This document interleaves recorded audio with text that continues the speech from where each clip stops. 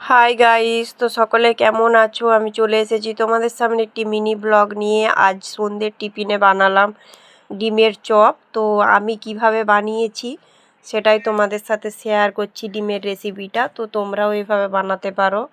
তো প্রথমে কড়াইয়ে একটু সরষার তেল দিয়ে দিলাম, তারপর কিছুটা কাঁচা লঙ্কা দিয়ে দিলাম, তারপর দিয়ে দিয়েছি পেঁয়াজ, তারপর আদা। আমরা রসুন খাই না তাই দিইনি, তো তোমরা দিতে পারো। তো এরপর দিয়ে দিয়েছি জিরে গুঁড়ো, লঙ্কা গুঁড়ো, হলুদ গুঁড়ো।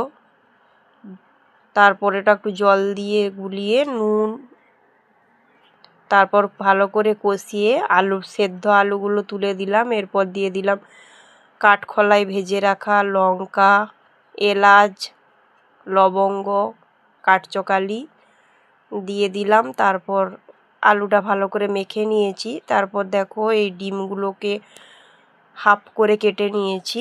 তো তোমরা গোটা ডিমেরও বানাতে পারো, হাফকে আবার 4 ভাগ করেও বানাতে পারো। তো দেখো আমি হাফ করে নিয়েছি একটা ডিম। তারপর এভাবে আলু দিয়ে গোল গোল করে শেপ দিয়ে দেব। তো তোমরা তোমাদের পছন্দ মতো শেপ দিয়ে দেবে। তো আমি এইভাবে সব ডিমগুলোই রেডি করে নেব। তো দেখো আমার সবগুলোই রেডি হয়ে গেছে। তো আমি ফার্স্ট টাইম বানাচ্ছি তাই ট্রাই করার জন্য কমই বানালাম। এখানে নিয়ে নিয়েছি বেসন, ওখানে নিয়ে নিয়েছি ব্রেড ক্রাম্বস। তো এরপর দেখো আমি বেসনটা ভালো করে ফেটিয়ে নেব। তো তোমরা দেখতে থাকো স্কিপ না করে।